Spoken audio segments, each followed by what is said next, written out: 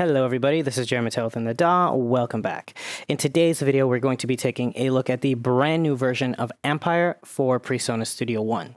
And the first thing I want to say is that that is technically incorrect, because Ampire is now also a third-party plugin. So Ampire is a plugin for Studio One and any DAW that accepts VST3, audio units, and AAX.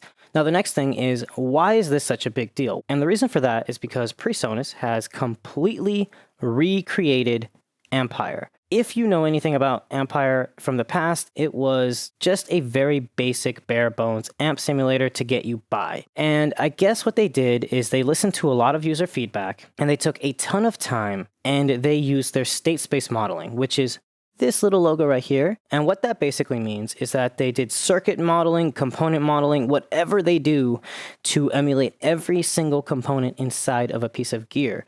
And it's actually very dynamic from the way that they explain it. They're able to actually model how it responds when things change as far as volume, as far as frequency response, as far as pretty much anything going on. And it's supposed to be hyper realistic. And the way that we're going to test that out is we're going to listen to my real JCM 800 using a impulse response. And what I'm doing is going out of my amp into a load box, into a IR loader. So this is my real amp right now.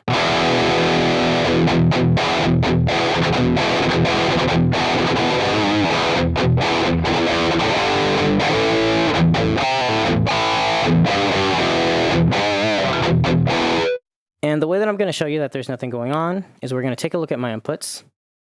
We're going to go into channels 31 and 32, which should be these right here. And this is my voiceover. You can see my voiceover going on. But check this out.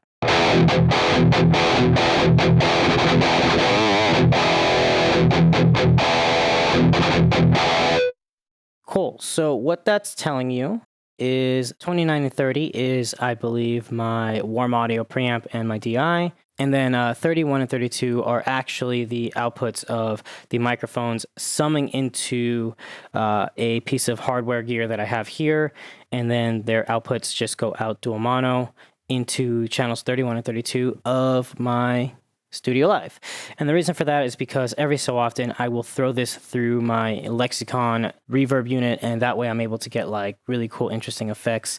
I usually just run it in mono though, because it's not really that important. What this is basically telling you is that there's no magic fakery. That's all analog hardware going on right there. So let's check out Ampire. So I haven't changed anything. This is channel 30, which is my DI. And if I bypass everything and arm it.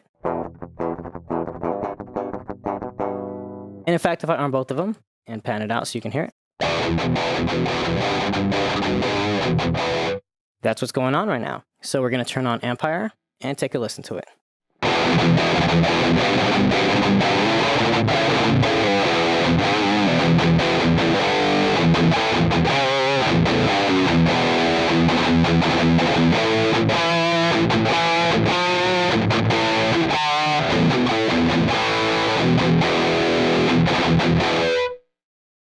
Cool. So right off the bat, really impressive, right? I do have a gate before Ampire, and the reason for that is because Ampire currently doesn't have a gate inside of it. So this is just to get rid of that noise that you get. And in fact, I can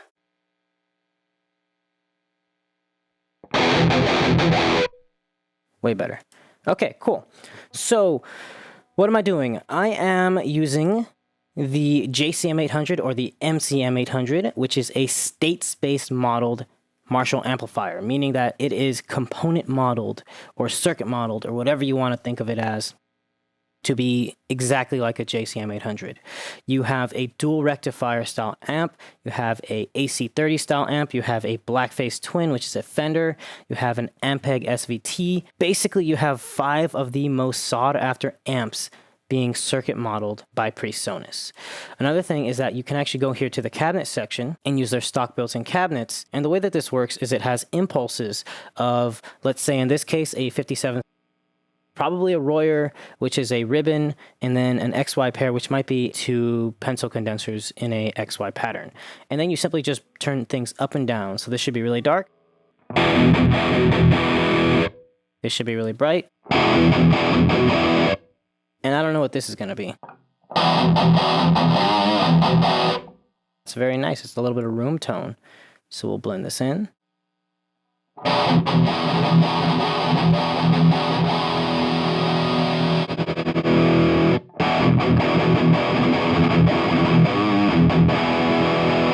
But if you do not like those tones, you simply load up your own impulses by clicking on this little plus button.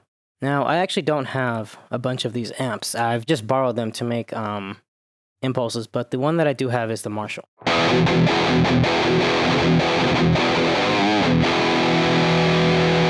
Let's compare that to the real thing again.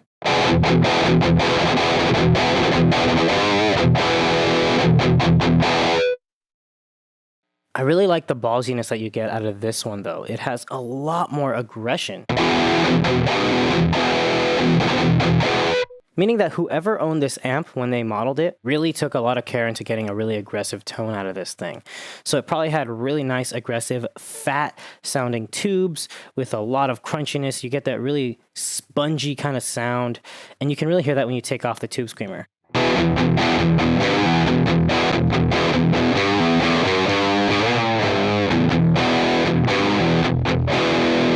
Kind of sludgy low end.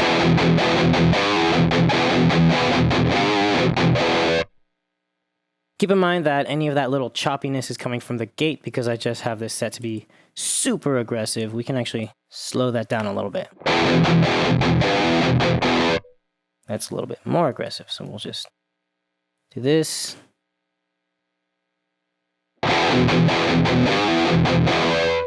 Much better.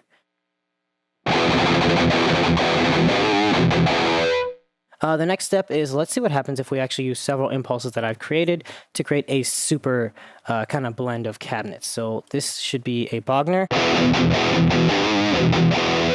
Pretty cool. And this is going to be a Mesa Boogie.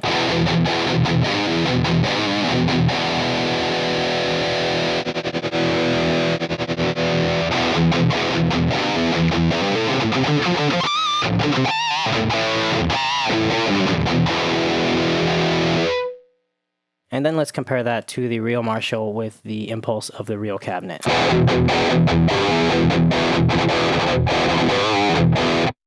So what I'm going to do is I'm going to actually crank the gain of my Marshall, turn up the gain of my tube screamer, and actually do a little bit of a clean boost because I'm not getting the same aggression out of my real amp as I am on this one. And I'm actually going to bring down the threshold of my noise gate that I have going on. Much better.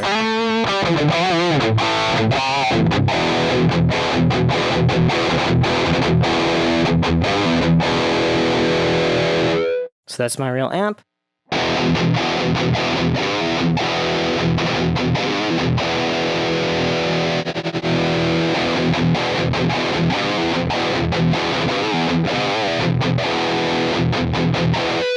And that's the Ampire emulation. I'm noticing some differences. For one, I really like the low end of Ampire. I think whatever they've done to circuit model this is really good. But the high-end detail isn't quite as detailed as my amp, and that's probably because the tubes I chose were specifically meant to be very clean and very bright and not break up that easily because I record a lot of multi-track guitars where there's a ton of distortion, so you don't want to have too much or else it'll sound muddy. But a really cool trick that you can do if you're using both Ampire and a real amp is you can just pan them left and right.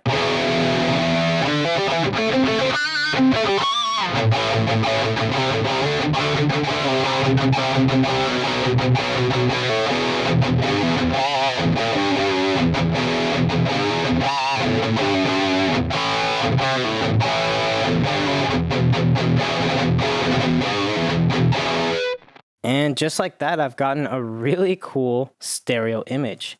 Another thing that I want to note before I go is that Ampire also has state modeled some of their really popular distortion pedals. You have a Big Fuzz, which is a Big Muff. You have a Fat, which is a Rat pedal. And then you have a Tube Screamer, which is the Tube Dreamer. This has all been component modeled. And of course, if you want to change the signal flow, you simply click right here. And now you have that after the amp. You can also control it right here. And another thing that has been added is the pedal board plugin, which is essentially just the components like the stomp boxes inside of Ampire that can be loaded separately, basically meaning that you can have your own custom signal chain right here, and you can turn it on and off. Let's say you're doing a live performance and you just want to turn off one plugin instead of having to turn off each individual pedal with a controller. It's really cool. I highly recommend checking out a demo of the new version of Ampire.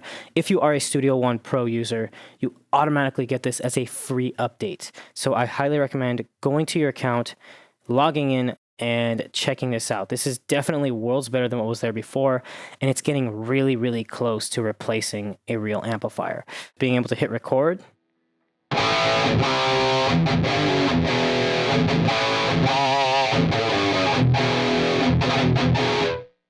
And now I have literally 2 stereo tracks.